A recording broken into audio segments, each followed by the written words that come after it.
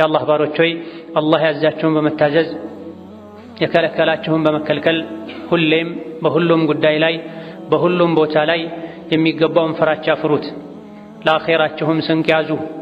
ከስንቆች ሁሉ በላጭ ስንቅ አላህን ተባረከ ወተዓላ መፍራት ነው። ፊት ለፊታችን ከመቼውም በላይ የአላህ ባሮች አላህን የሚፈሩበት የሚያከብሩበት፣ ለሱ ያላቸውን ታዛዥነት በተግባር የሚገልጹበት፣ ለሱ ብለው ምግባቸውን፣ መጠጣቸውን፣ ስሜታቸውን የሚተዉበት ወር እየመጣ ነው። አላህ በተከበረው ቃሉ ያ አዩሃ አለዚነ አመኑ ኩቲበ ዐለይኩሙ ሲያሙ ከማ ኩቲበ ዐለ አለዚነ ሚን ቀብሊኩም ለዐለኩም ተተቁን ብሏል። እናንተ አማኞች ሆይ፣ በአላህ በአኼራ ያመናችሁ አማኞች ሆይ ጾም እናንተ ላይ ግዴታ ተደርጓል። ከዚህ በፊት የነበሩ አማኞች ላይ ግዴታ እንደተደረገው ሁሉ የጾም ዓላማውም አላህን ትፈሩ ዘንድ ብሏል። የሚጾም ሙእሚን ነው፣ ሙስሊም ነው። የሚጾም ሰው አላህን የሚፈራ ነው። ጾም አላህን ለመፍራት የሚያግዝ ትልቅ ሰበብ ነው። ከጾም ጥቅሞች አንዱ የአላህን ተባረከ ወተዓላ ፍራቻ መማርና መለማመድ ነው። እነሆ ፊት ለፊታችን ትልቅ እንግዳ እየመጣ ነው። ሰዎች እንግዳ ሲመጣ ለእንግዳው ባላቸው ውዴታና ክብር ልክ ይዘጋጃሉ። ብዙ ነገሮችን ያሟላሉ። እንግዳው ማይወዳቸው ነገሮችን ዞር ያደርጋሉ።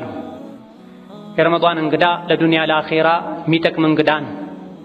ምህረትን ይዞ የሚመጣ የጀነት በሮች የሚከፈቱበት፣ የጀሃነም በሮች የሚዘጋጉበት፣ ጠላት የሆነው ሸይጣን የሚታሰርበት፣ ነፍስያ አደም የምትገዛበት፣ እንደዚሁ ወንጀሎች የሚማሩበትና ብዙ የመልካም ሥራ ዕድሎች ውስጡ ላይ ያሉበት ወር ነው።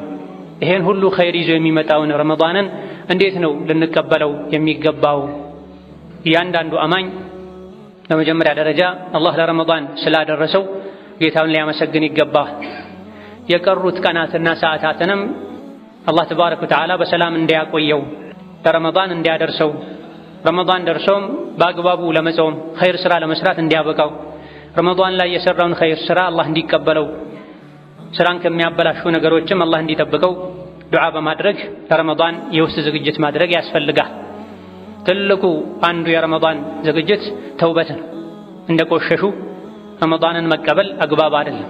ትልቅ የሚሉት እንግዳ ሲመጣ ቤት ማጽዳት፣ መታጠብ፣ ንጹህ ልብስ መልበስ የተለመደ ነው ለሰው። የአላህን ተባረከ ወተዓላ ምህረት ይዞልን የሚመጣውን ረመዳንን ለመቀበል በተውበት ውስጥን ማጽዳት ያስፈልጋል። ኢስቲግፋር ማድረግ ያስፈልጋል። ረመዳን የአላህ እንግዳ ነው። ወደኛ ብዙ በረከትን አስይዞ የላከው። ስለዚህ ያለብንን ክፍተት፣ ጉድለት፣ ጥፋት አውቀን ቀድመን ከአላህ ታርቀን አላህን ምህረት ጠይቀን የተውናቸው ብዙ ዋጅቦችን፣ ግዴታዎችን፣ መልካም ሥራዎችን ለመስራት ወስነን ያሉብን ጉድለቶችን፣ ወንጀሎችን ለማቆም፣ ለመራቅ፣ ለመታቀብ ቆርጠን ረመዳን እንቀበል ይገባናል። ተውበታችን እውነተኛ ሊሆን ይገባል። ለአላህ ተብሎ የተደረገም ሊሆን ይገባዋል፣ ለረመዳን ተብሎ ሳይሆን። ብዙ ሰዎች ረመዳን ሲመጣ ተውበት ያደርጋሉ። ተውበቱ ግን ለአላህ አይደለም፣ ለረመዳን። ረመዳን ሲወጣ ከዒድ ቀን ጀምሮ ወደ ወንጀላቸው ይመለሳል። ለዚህ ነው ደጋግ ቀደምቶች ኩኑ ረባንይና ወላ ተኩኑ ረመዳንይን ይሉ ነበር። የረመዳን ሰዎች አትሁኑ፣ የረቡል ዓለሚን የአላህ ሰዎች ሁኑ ይሉ ነበር። አላህ የሚፈራ ሰው ሕይወቱ ሁሌም ረመዳን ነው። ረመዳን ላይ ወንጀል የከለከለ ጌታ ከረመዳን ውጪም ወንጀል ከልክሏል። ረመዳን ላይ መልካም ሥራ ላይ በርቱ ተሽቀዳደሙ ያለው ጌታ አላህ ዓመቱን ሙሉ ዕድሜ ልካችሁን እስከ ዕለተ ሞታችሁ ድረስ ኸይር ላይ ተሽቀዳደሙ፣ ፍጠኑ፣ በርቱ፣ ወስተቢቁል ኸይራት ሳቢቁ ኢላ መግፊረቲን ሚን ረቢኩም፣ መልካም ነገርን ከሌሎች ቀድማችሁ የግላችሁ አድርጉ፣ ወደ አላህ ምህረት ተሽቀዳደሙ፣ ፍጠኑ፣ አታዝግሙ ብሏል። በዱንያ ጉዳይ ሰዎች ከአንተ ጋር መሽቀዳደም ከፈለጉ መንገዱን ለቀቅ አድርግላቸው። ወደ አላህ ወደ አኼራ ግን በሚደረግ ጉዞ ላይ ሰው ከአንተ ጋር ሊፎካከር ሊሽቀዳደም ከፈለገ ማንንም አታሳልፍ ተብሏል። ወዐጅልቱ ኢለይከ ረቢ ሊተርዳ እንዳሉት ሙሳ አላህ ሆይ ደስ እንዲልህ እንድትወደኝ በእኔ እንድትደሰት ቸኩዬ ፈጥኜ ወደ አንተ መጣሁ ተብሏልና ለኸይር ነገር መፍጠን መሽቀዳደም ያስፈልጋል። ኸይሩን ለአላህ ብሎ መስራት ያስፈልጋል። ረመዳንን በተውበት ልንቀበለው ይገባል ሲባል የረመዳን ብቻ ተውበት የለም፣ የዕድሜ ልክ ተውበት ልናደርግ ይገባናል። ሕይወታቸው የተበላሸ መሆኑን ያወቁ ሰዎች እንኳ ለረመዳን ይስተካከላሉ። ከረመዳን በኋላ ግን ወደዛው ይመለሳሉ። ይሄ ታጥቦ ጭቃ መሆን። ረመዳን ወር ነው ዓመቱ ሙሉ። በዓመቱ ውስጥ ያሉ 12 ወሮች ላይ በሙሉ አላህ ሊፈራ ሊወደድ ሊከበር ይገባል። ለረመዳን ተውበት ስናደርግ ተውበቱ ለዕድሜ ልክ ነው እስከ ለተሞቴ ነው ካለን ረመዳን ብዙ ነገር ያስተምረናል፣ ይቀይረናል። ረመዳን ላይ የምንሰራው መልካም ስራ ልባችን ውስጥ ይገባል፣ ህይወታችን ይቀይራል። ወንጀል መተውን መለማመድ እንችላለን። ለአንድ ወር ነው ካለን ግን የሸር ፍላጎት ውስጣችን ላይ ተደብቆ ይቀመጣል። ልክ ረመዳን አለቀ ሲባል ሸይጣኖች ሲፈቱ ውስጣችን ላይ ታምቆ የነበረው የሸር ፍላጎት ይፈነዳል፣ ይወጣል። ምናልባትም ረመዳን ላይ ያቆሙትን ወንጀል ከረመዳን በኋላ በእጥፍ ቀዷ የሚያወጡ ሰዎች አሉ። ረመዳን ነገ ነው ሰሞኑን ነው ሲባል በብዛት ወንጀል የሚሰሩ ሰዎች አሉ። ከረመዳን 29 በፊት በደንብ ላጣጥም ወንጀሌን የሚሉ ቀልባቸው አብዝቶ የደረቀ ሰዎች አሉ። ረመዳን ሊገባብኝ ነው ብለው ወንጀል ላይ የሚሽከዳደም ወንጀል የሚያበዙ። ይህ መሆን የለበትም። የሰው ልጅ ሆኖ ማያጠፋ የለም። በየደረጃው ሁሉም ተውበት ሊያደርግ ከጌታው ጋር፣ ከሰው ልጆች ጋር፣ ከጎረቤት ጋር፣ ከትዳር አጋር ጋር ያለንን ቅሬታ ማስተካከል መተውበት ይገባናል። ተውበቱም ሻሚል መሆን አለበት። ከአንዳንድ ወንጀሎች ሳይሆን ከሁሉም ወንጀል መተውበት ያስፈልገናል። ብዙ አይነት የምናውቃቸውም ማናውቃቸውም የረሳናቸውም ወንጀሎች ሊኖሩ ስለሚችሉ ጌታዬ ሆይ ተውበተን ነሱህ ጥርት ያለ ሰፊ የሆነ አንተ የምትቀበለው እውነተኛ ተውበት አድለኝ ልንል ይገባናል። ወከዛሊክ ረመዳንን እያንዳንዱን ቀን እያንዳንዱን ሰዓትና ደቂቃ በአግባቡ እጠቀምበታለሁ በሚል ቆራጥነት መልካም ንያ ረመዳንን ልንቀበለው ይገባናል። ስንት ረመዳን ጾመናል? ባለፉት ረመዳን ምን ያክል ተጠቅመናል? ምን ያክል ተለውጠናል? የሚቀጥለውንስ ረመዳን እንዴት ነው ላሳልፈው ያቀድኩት ብለን ከራሳችን ጋር ቁጭ ብለን እቅድ ልናወጣ ይገባናል። የንግድ ሰው በየዓመቱ እቅድ ያወጣል፣ እቅዱን ይገመግማል። ረመዳን በእኛ እቅድ ሳይሆን በአላህ ስጦታ የሚገኝ እድል ነው፣ የአኼራ ገበያ ነው። ይሄን ገበያ ስንገባ እንዲሁ ያለ እቅድ ልንገባ አይገባን። ቆራጥ ሆነን እያንዳንዷን ደቂቃ፣ ሰዓት፣ ሰከንዶች ሳይቀሩ በዚክር በዱዓ በመሰል መልካም ስራዎች አሳልፋለሁ ልንል ይገባናል። ረመዳን ቀኑ በጾም ማታው በሶላት የሚታለፍ ወር ነው። እነዚህ ሁለቱን ያሟላ ሰው የታደለ ነው። ቀን ቀን ጾሞ የዋለ ትክክለኛ አላህን የሚፈሩ ሰዎችን ጾም የጾመ ማታ ማታ ደግሞ የአቅሙን የሰገደ የነቢይን ዓለይሂ ሰላቱ ወሰላም ሱና በጠበቀ መልኩ በኢኽላስ በአደብ በኹሹዕ ልቡን ሰብሰብ አድርጎ የሰገደ ታድሏል። ጀነት ከሚያስገቡ ነገሮች መሃልም ቢያንስ ሁለቱን አሟልተዋል።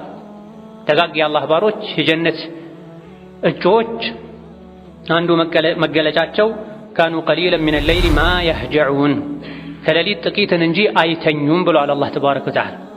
እንደዚሁ ደግሞ ከአላህ ደጋግ ባሮች ጀነትን ምህረትን ካዘጋጀላቸው የአላህ ባሮች መካከል መገለጫቸው አንዱ ወሷኢሚነ ወሷኢማት ጾም የሚያበዙ ወንዶችና ጾም የሚያበዙ ሴቶች አዐደላሁ ለሁም መግፊረተን ወአጅረን ዐዚማ ይላል። ቀን ጾሞ መዋል ማታ እየሰገዱ ማደር የጀነት ማህር ነው። ጀነት መግባት የፈለገ ጀነት የሚገዛው ከተውሂድ በአላህ ተማመን ቀጥሎ በእንደዚህ አይነት መልካም ስራዎች ነው። ዓመቱን ሙሉ በግል መቆም ብዙ ሰዎች ሊከብዳቸው ይችላል። ረመዳን ላይ ግን አየሩ ራሱ ያግዛል። ተራዊሕን ተሐጁድን በአግባቡ መስገድ በአንድ በኩል የአላህን ምህረት የሚያስገኝ ነው። በሌላ በኩል ጾምና ሌሊት የሰገዱ ማደርን አንድ ላይ በማጣመር ተጨማሪ ጀነት የመግባት ሰበብን ነቢም ዓለይሂ ሰላቱ ወሰላም ረመዳንን የጾመ ሌሊቱን የቆመ ሌሊት የሰገደ አላህ ተባረከ ወተዓላ ወንጀሉን ይምረዋል ብለዋል። እንደዚህ አይነት ስራዎችም ሲሰሩ በኢኽላስ ሊሆን ይገባል። ሰው ሁሉ መስጂድ ሄዶ እኔ እንዴት ቤት እቀመጣለሁ፣ ቤተሰቡ ሁሉ ሄዶ እኔ እንዴት ቤት እቀራለሁ ተብሎ መሆን የለበትም። ከጓደኛ ጋር ለመፎካከር መሆን የለበትም።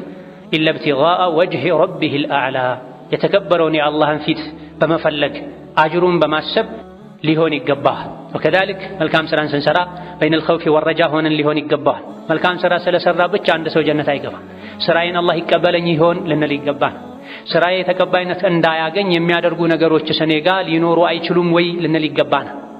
ምንጊዜም ሙስሊም ሙእምን ኸይር ስራ ሲሰራ በኸውፍና በረጃ በተስፋና በስጋት መሃል ሆኖ ነው የሚሰራው። ስለሰሩ ብቻ ጀነት መግባት የለም። ስራው ተቀባይነት እንዳያገኝ የሚያደርጉ ነገሮች ይኖራሉ። ከዛ በኋላ ስራን የሚያበላሹ ነገሮች ዑጅብ፣ በራስ መደነቅ፣ ስራውን የሰሩት ሪያ ውስጥ መግባት፣ ሰው እንዲያይልን ጎበዝ ነው፣ አወል ሶፋ አይጠፋም፣ ሁሌ ሰደቃ ያበላል፣ ሰደቃ ትሰጣለች እንዲባልለት ብሎ ሚጾም ሚሰግድ ኸይር ስራ የሚሰራ ሰው አለ። ምንም እንኳ ጾም ከሌሎች ዒባዳዎች በተለየ መልኩ አስሰውሙ ሊ ብሎ አላህ ተባረከ ወተዓላ ጾም የኔ ነው ቢልም የኔ ነው የተባለበት ምክንያት ጾም እንደ ሌሎች ዒባዳዎች ሪያ ስለማይገባበት ነው ቢባልም፣ ነገር ግን ከጾም ጋር የተያያዙ ዒባዳዎች ላይ ሪያ ሊገባ ይችላል።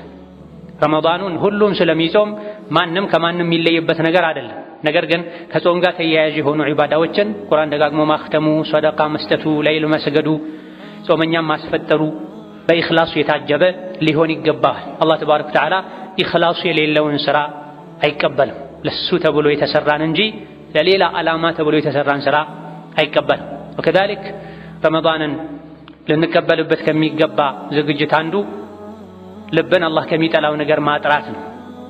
ዱንያን መውደድ፣ በዱንያ ፍቅር መስከር፣ የዱንያን ጸጋ ለማግኘት የተለያዩ አላህ ማይወዳቸው አካሄዶችን መሄድ፣ እቅዶችን ማቀድ፣ አኼራን መርሳት መሰል የሆኑ ልብ ውስጥ አላህ የሚጠላቸው ነገሮች ቀድሞ በማስወገድ ለረመዳን ልንዘጋጅ ይገባናል። ምን በላውን፣ ምን ጠጣውን፣ ምን ለብሰውን በማጽዳት በማጥራት ሐላል በማድረግ ለረመዳን ልንዘጋጅ ይገባናል። ሐራም የበላን፣ ሐራም የጠጣን፣ ሐራም የለበሰን እንዴት ብለን ነው በረመዳን ልንከብር የምንችለው? ኢነላህ ጠይቡን ላ የቅበሉ ኢላ ጠይባ፣ አላህ ንጹህ ነው ንጹህ ነገር እንጂ አይቀበልም ተብሏል። ምንሰራውን ኸይር ስራ፣ ምንጾመውን ጾም፣ ምንሰጠውን ሰደቃ፣ ምናደርጋቸው ዒባዳዎችን አላህ እንዲቀበለን አስቀድመን ንያችንን ልባችንን ልናጸዳ ይገባናል። እንደዚሁ ደግሞ ወደ ሆዳችን የሚገባውን ምግብ ሐላልነቱ የተረጋገጠ ልናደርግ ይገባናል። ቀን ቀን ሐራም ወደ ኪሳችን ስናስገባ ውለን ማታ ላይ በምግብ ብናፈጥር ጾሙ ጥቅም አይኖረው። ስንትና ስንት ጾመኛ አለ ከጾሙ ድካምን እንጂ ማያተርፍ። ስንትና ስንት ሰጋጅ አለ ከስግደቱ እንቅልፍ ማጣትን መድከምን እንጂ የማያተርፍ ተብሏልና ከጾም በፊት ለጾም ከምናደርጋቸው ዝግጅቶች አንዱ እኔ ጾሜ ውዬ ማፈጥርበት ምግብ ሐላል ነው ወይ፣ አልሸረኩም ወይ፣ አላጭበረበርኩም ወይ፣ የሰው አልቀማሁም ወይ፣ አላህ በማይፈቅደው መንገድ የገባ ገቢ ውጤት አይደለም ወይ ልንል ይገባናል። ጾም አንዱ ራሱን የቻለ አላህ የምንፈራበት መንገድ ነው። አላህን የመፍራት አንዱ ማሳያ አላህ ብሉ ያለውን መብላት፣ አትብሉ ያለውን መተው ነው። ሐላሉን እንኳ የላባችንን በቀኑ ክፍለ ጊዜ መብላትን አላህ ከልክሎናል። እድሜ ልኩን ሐራም የሚበላ ሰው ወለድ ያለበት፣ ጉቦ እየሰጡ የሚያገኙት ማጭበርበር ያለበት፣ እንደ ኢስላም የተከለከሉ ስራዎችን እየሰሩ የገቢ ምንጭ አድርጎ ቢተዳደሩበት ህይወት ላይ እየኖሩ ረመዳንን በዚህ መልኩ ማሳለፍ አግባብ አይደለም። አላህ ተባረከ ወተዓላ ኩሉ ሚነ ጠይባት ወዕመሉ ሷሊሓ ኢኒ ቢማ ተዕመሉነ በሲር ብላ። እናንተ አማኞች ሆይ፣ እናንተ ነቢያት ሆይ ኩሉ ሚነ ጠይባት ሐላል የሆነን ምግብ ተመገቡ፣ መልካም ስራንም ስሩ ብላ። ምግብና ስራ ተያያዥነት አላቸው። አንድ ሰው ከስቡ ሐላል ካልሆነ የሚሰራው ስራ የገቢ ምንጩ አላህ የሚወደው የሚፈቅደው ሸሪዓ የሚያጸድቀው ካልሆነ እድሜ ልኩን ቢጾም ደግሞ ደጋግሞ ሐጅ ዑምራ ቢያደርግ ተቀባይነት አይኖረው። በሐራም ገንዘብ ሐጅ ያደረገ ሰው ለበይክ አላሁመ ለበይክ ሲል ላ ለበይክ እንደሚባል ተነግሯል። በሐላል ገንዘብ ሐጅ ዑምራ የሚያደርግ ሰው አላህ ይቀበላል። አቤት እንኳን መጣህ ይለዋል አላህ። በተቃራኒው ግን በሐራም ወደ መካ ደርሶ ሐጅ ዑምራ የሚያደርግ ሰው አቤት አይለውም አላህ ተብሏል። ጾሙም ላይ ይሄው ነው፣ ዱዓውም ላይ ይሄ ነው። አጥዒብ መጥዓመከ ምትበላውን አጽዳ ሐላል አድርግ፣ ዱዓ ተቀባይነት ያገኛል ተብሏል። ሶላቱም ጾሙም ከምንበላው ነገር ጋር የተያያዘ ነውና ሙስሊም የሆነ በአኼራ የሚያምን ሰው በሐራም ሊከብር በሐራም የዕለት ጉርሱን ሊፈልግ አይገባም። በሐራም ኪስን ከማደለብ ተቸግሮ ሰብር አድርጎ ከአላህ መልካምን ተስፋ እያደረጉ መኖሩ የተሻለ ነው። بارك الله لي ولكم في القرآن العظيم ونفعني وإياكم بما فيه من الآيات والذكر الحكيم. أقول قولي هذا وأستغفر الله لي ولكم ولسائر المسلمين من كل ذنب وخطيئة فاستغفروه إنه هو الغفور الرحيم والبر الكريم. الحمد لله على إحسانه والشكر له على توفيقه وامتنانه، وأشهد أن لا إله إلا الله وحده لا شريك له تعظيما لشأنه، وأشهد أن محمدا عبده ورسوله الداعي إلى رضوانه صلى الله عليه وعلى آله وأصحابه وإخوانه وسلم تسليما كثيرا. أما بعد، رمضان كم من نقبلበት ለረመዳን ከምንዘጋጅበት መንገድ አንዱ ስለ ረመዳን ህግጋቶች ቀድሞ ማወቅ ነው። የረመዳንን ጾም መጾም ዒባዳ ነው። ዒባዳ ያለ እውቀት ዕዳ ነው የሚሆን። አላህ ተባረከ ወተዓላ ኢስላም 5 ማዕዘናት ላይ እንደተመሰረቱ እንደተገነቡ ነግሮናል። ከዚህ አንዱ ጾም ነው። ሶላት እንዴት እንደምንሰግድ፣ ጾም እንዴት እንደምንጾም፣ በአላህ እንዴት እንደምናምን፣ በነቢ ማመን ምን ማለት እንደሆነ፣ ዘካ እንዴት እንደሚወጣ፣ ሐጅ እንዴት እንደሚደረግ ማወቅ የእያንዳንዱ ሙስሊም ግዴታ ነው። እውቀት በጥቅሉ ለሁለት ይከፈላል። ሁሉም ላይ እያንዳንዱ ግለሰብ ላይ ግዴታ የሚሆን የእውቀት አይነት አለ። ከማህበረሰብ ውስጥ የተወሰኑት ካወቁት ሌሎች ባያውቁትም ችግር የለውም ሲያስፈልጋቸው እየጠየቁ ያውቃሉ የሚባል የእውቀት አይነት አለ። እያንዳንዱ ሙስሊም ላይ ግዴታ ነው ከሚባሉ የእውቀት አይነቶች አንዱ የጾም ህግጋትን ማወቅ ነው። ግዴታ የሆነው የእውቀት አይነት የቱ ነው ከተባለ በሱ መስራቱ ግዴታ የሆነ ነገር ሁሉ ማወቅ ግዴታ ነው። መጾም ግዴታ ነው። ስለ ጾም ማወቅ ግዴታ ነው። ምን ጾመው በዘልማድ መሆን የለበት። ሰው ሲያደርግ አይተን ሲል ሰምተን መሆን የለበት። የጾም ቅድመ ሁኔታዎች መስፈርቶች ምንድናቸው? አንድ ሰው ጾሙ ትክክል እንዲሆን ቀድሞ ምን ማሟላት አለበት? እያንዳንዱ ሙስሊም ጾመኛ ማወቅ አለበት። ጾም የሚያፈርሱ ነገሮች ምንድናቸው? እነማን ናቸው? መቼ ነው የሚያፈርሱት? እያንዳንዱ ሙስሊም እያንዳንዱ ጾመኛ ማወቅ አለበት። ጾም ከማፍረስ አልፎ ከፍተኛ ቅጣት ያለባቸው ድርጊቶችም አሉ። የግብረ ሥጋ ግንኙነት ማድረግ በጾም ሰዓት ውስጥ ጾመኛ ሆኖ የግብረ ሥጋ ግንኙነት ያደረገ ሰው ጾሙ ይበላሻል። ይሄን የማያውቁ ሰዎች አሉ። ዝሙት ብቻ ጾም የሚያፈርስ የሚመስላቸው ጃሂሎች። ያ ብቻም አይደለም፣ ግንኙነት በማድረጉ ከባድ ከፋራም ይወጅብበታል፣ ቅጣት አለበት። ባሪያ ነፃ ማውጣት አለበት። ባሪያ ከሌለ ካላገኘ ገንዘቡ ከሌለው 60 ቀን በተከታታይ መጾም አለበት። ይሄን አትችልም ብሎ ታማኝ የጤና ባለሙያ ከነገረው 60 ምስኪን ማብላት አለበት። ከዚህም በላይ ዕለቱ ላይ አላህን በማመፁ የረመዳንን ክብር በመድፈሩ ወንጀለኛ ይሆናል። ዕለቱን ቀባ ማውጣት ይጠበቅበታል። ያለ በቂ ምክንያት አንድን ቀን ረመዳን ላይ ጾምን መፍታት ከባድ ወንጀል ነው። እነዚህና መሰል አንዳንዶችን ባለማወቅ አንዳንዶችን በቀልብ መድረቅ የምናጠፋቸው ጥፋቶች አሉ። ከረመዳን ጾም እንዳንጠቀም የሚያደርገን የሞቱ ሰዎች ምን ትመኛላችሁ ቢባሉ ከረመዳን አንድ ቀን ማግኘት እንመኛለን ይሉ ነበር ተብሏል። ከመሆኑም ጋር በህይወት በጤና ረመዳንን አግኝተው ሳለ ከጾመኛ ማይጠበቁ ነገሮችን የሚያደርግ ሰዋል። ችግሩ ወይም አለማወቅ ነው ወይም የቀልብ መድረቅ ነው። ስለ ረመዳን መማሩ ሁለቱንም ያክማል። የእውቀት ማነስ ከሆነ የማያውቁትን ማወቅ ይቻላል በመማር በመጠየቅ። እያወቁ የሚያጠፉትንም ደግሞ ቀልባቸው እንዲረድ፣ አላህን እንዲፈራ፣ የታዘዙትን እንዲያከብሩ፣ እንዲነሳሳ፣ ክልከላዎችን እንዲከለከሉ ያደርጋል፣ ያበረታታል። ስለዚህ ረመዳን ሲመጣ ስለ ረመዳን፣ ሐጅ ሲመጣ ስለ ሐጅ፣ የዘካ ጊዜ ሲመጣ ስለ ዘካ፣ ሁሌ ደግሞ በየዕለቱ የሚከናወኑ የሚተገበሩ ዒባዳዎች አሉ፣ ሶላት። ስለ እነዚህ ነገሮች ሁሌም ልናጠና ልንማር ይገባል። ከረመዳን ዝግጅት አንዱ እውቀት ነው ማለት ነው። ረመዳን መጣ ሳላውቅ ጾሜ እንዳይበላሽ፣ ጾም የሚያበላሹ ነገሮች እነማን እንደሆኑ ላንብብ፣ ላድምጥ፣ ልጠይቅ፣ መስጂድ ሄጄ ልማር። ሀገራችንም ሌሎች አካባቢዎች ላይ ካሉ መልካም ነገሮች አንዱ ረመዳን ሲቃረብ ስለ ረመዳን በየመስጂዱ ትምህርት ይሰጣል። ረመዳን እንዴት እንቀበል፣ የረመዳን ትሩፋቶች፣ የረመዳን ህግጋቶች እየተባለ ትምህርት ይሰጣል። ብዙ ጊዜ ሰዎች አዳን ሊል ሲል ሰዓቱ ሲያልቅ ቁርስ በልተው ዚያራ ጨርሰው ይመጣል። መሆን የነበረበት ይሄ ወቅታዊ ጉዳይ ነው፣ ወቅታዊ ዒባዳ ነው። ጾምን መጾም አላህ ግዴታ ካደረገብኝ እሱ ባዘዘኝ መልኩ እሱ በፈለገው መልኩ መጾም ስላለብኝ በፊት ለፊቴ ስላለ ትልቅ ግዴታ የሚሰጥን ትምህርት አንዲት ቃል ሳታልፈኝ መማር አለብኝ ተብሎ በጊዜ ሊኬድ ይገባል። ለሌሎች ለዱንያዊ ስብሰባዎች ጉዳዮች ሰዎች በጊዜ እንደሚሄዱት ፊት ለፊት ጠጋ ብለው መቀመጥ እንደሚፈልጉት ከዛ በላይ የዕልም መድረክ ላይ የአላህ ባሮች ቀረብ ብለው ሊቀመጡ፣ ሊማሩ፣ ሊጠይቁ፣ ሊያነቡ ይገባል። ረመዳንን ቤት በማሳደስ የቤት አስፔዛ በብዛት በማስገባት የረመዳን መስገጃና አልባሳት በመግዛት አይደለም እንቀበለው። ይሄ ከፊሉ ዓዳ ነው። ዓዳን ልንከለክል አንችልም። ነገር ግን ትልቁ ዒባዳ የሆነው ዝግጅት በእውቀት መዘጋጀት፣ በተውበት መዘጋጀት፣ ያበላሹትን በማስተካከል መዘጋጀት፣ ያስቀየምነውን ሰው ይቅርታ በመጠየቅ መዘጋጀት። ዓመት ሙሉ ማቆየቱ አግባብ ካለመሆኑ ጋር እዚህ ትልቁ ረመዳንን የምንቀበልበት ዝግጅት እውቀት። ጾም ምግብና መጠጥን መተው ብቻ አይደለም። አደብ አለው፣ ስርዓት አለው፣ ድንበር አለው።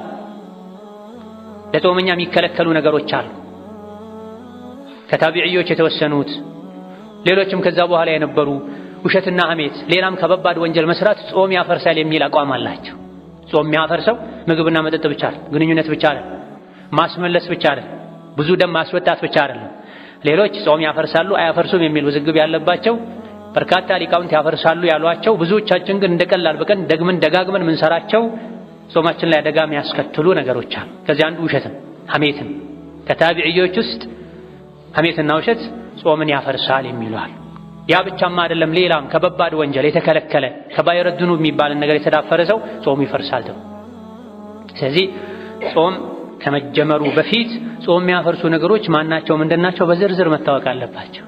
ለልጆች 6-7 አያትህን እንደምታስቆጥረው የሶላት መስፈርቶችን፣ ሶላት የሚያበላሹ ነገሮችን፣ የጾም መስፈርቶችን፣ ጾም የሚያበላሹ ነገሮችን ማወቅ ይገባል። ከዚህም በተጨማሪ ለጾመኛ የሚጠሉ የሚባሉ ነገሮች አሉ። ጾሙን ሙሉ በሙሉ ባያፈርሱትም ሲበዙ ሲደጋገሙ አጅሩን ይቀንሱታል፣ ባዶ ያደርጉታል። የጾመኛ አደብና ስነ ስርዓት የሚባል ነገር አለ። ያም ሊታወቅ ይገባዋል። ካልሆነ ነቢዩ አለይሂ ሰላቱ ወሰላም ስንትና ስንት ጾመኛ አለ ከጾሙ መራብን እንጂ ማያተርፍ፣ ስንትና ስንት ሌሊት ላይ የሚሰግድ ሰው አለ ከሌሊት ስግደቱ እንቅልፍ ማጣትና መድከምን እንጂ የማያተርፍ ብለዋልና የእኛም ዕጣ ፈንታ ይህ እንዳይሆን ቀድሞ ማወቅ መዘጋጀት ያስፈልጋል። እንደዚሁ ደግሞ ለረመዳን ከምናደርገው በላጭ ዝግጅት አንዱ ለረመዳን እቅድ ማውጣት ነው። ረመዳን 30 ቀኖች ናቸው፣ 29ም ሊሆኑ ይችላሉ። ቀደም ብለን አንድ ቀን ሳናጣ በፊት ለረመዳን አንድ ቀን 2 ቀን ቀረው ሲባል ረመዳንን በምን መልኩ ላሳልፈው፣ ምን ላድርግ፣ መች ልተኛ፣ መች ልነሳ፣ መች ቁርአን ልቅራ ተብሎ ቀድሞ ራስን በእቅድ ማሰር ያስፈልጋል፣ መቆጣጠር ያስፈልጋል። ካልሆነ ነገ ከነገ ወዲያ ከነገ በስቲያ እየተባለ የረመዳን 3 አስርቱ ቀኖች እንደ 3 ቀን ሊያልቁ ይችላሉ።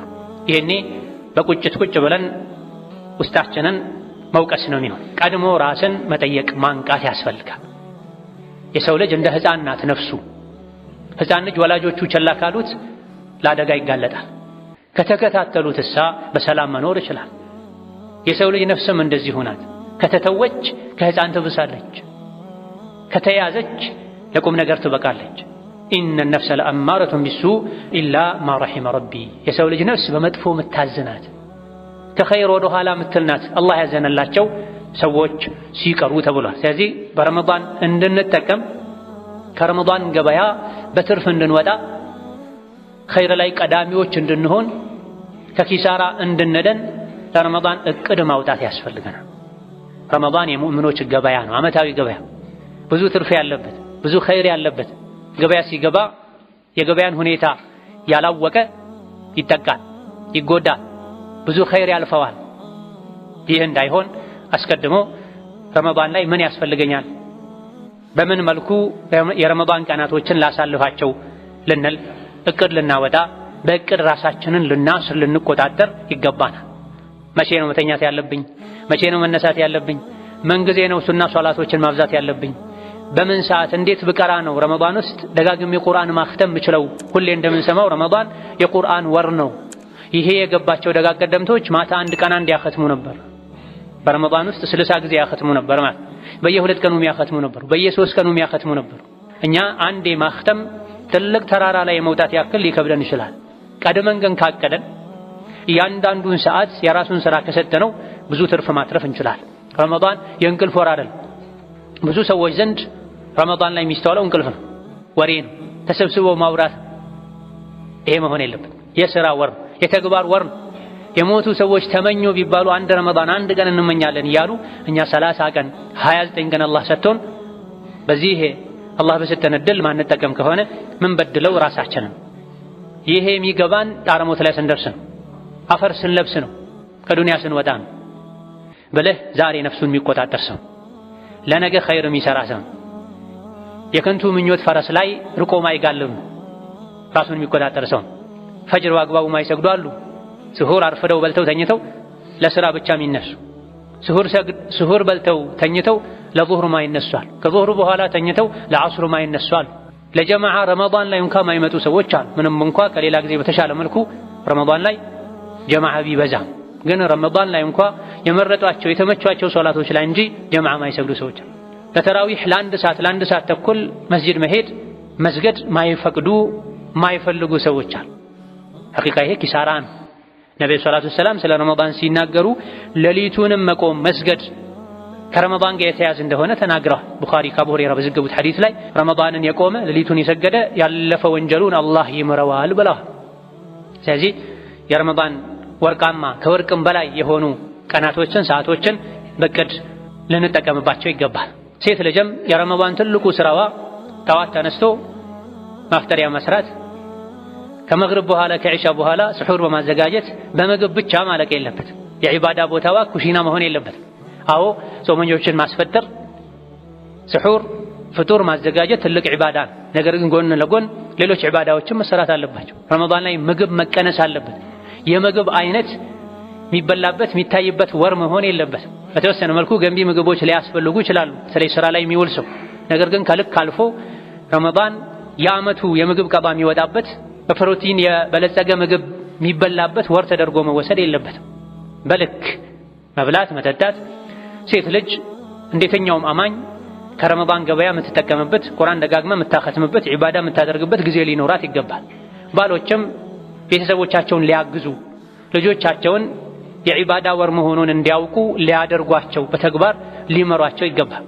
ለውጡ ምግብና ልብስ ላይ ብቻ ከሚሆን ልብ ላይ ያተኮረ ለውጥ የምናመጣበትን አካሄድ ልንሄድ ቤተሰብ ደጋግሞ ቁርአን እንዲያኸትም በጀማዓ መስጂድ ሄደው ጥንቃቄ ከማድረግ ጋር ለሴቶች በተለይ ተራዊሕ እንዲሰግዱ ተሐጁድ እንዲሰግዱ ሊደረግ የዓመቱን ሙሉ የልብ ቀለብ ምንሸምትበት ወር ልናደርገው ይገባናል።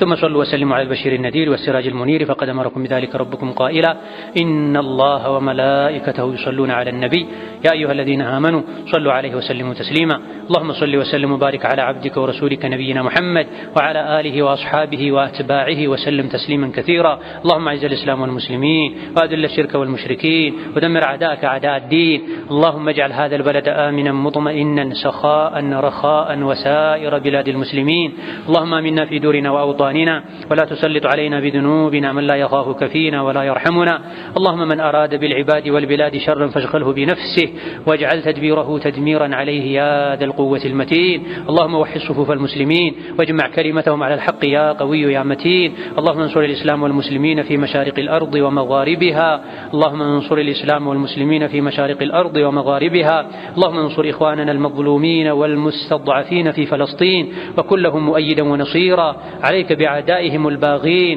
اللهم خذهم أخذ عزيز مقتدر اللهم خذهم أخذ عزيز مقتدر اللهم بلغنا رمضان وأعنا فيه على الصيام والقيام وسائر الطاعات اللهم أعنا على ذكرك وشكرك وحسن عبادتك اللهم اجعلنا هداة مهتدين غير ضالين ولا مضلين اللهم إنا نسألك فعل الخيرات وترك المنكرات وحب المساكين وأن تغفر لنا وترحمنا فإذا أردت بعبادك فتنة أن تقبضنا إليك غير مفتونين ربنا اغفر لنا ولوالدينا ولمشايخنا ولجميع المسلمين اللهم فرج هم المهمومين ونفس كرب المكروبين واقض الدين عن المدينين واشف مرضنا ومرضانا ومرضى المسلمين اللهم اشف مرضنا ومرضانا ومرضى المسلمين اللهم اشف مرضنا ومرضانا ومرضى المسلمين وارحم موتانا وموتى المسلمين آمين والحمد لله رب العالمين.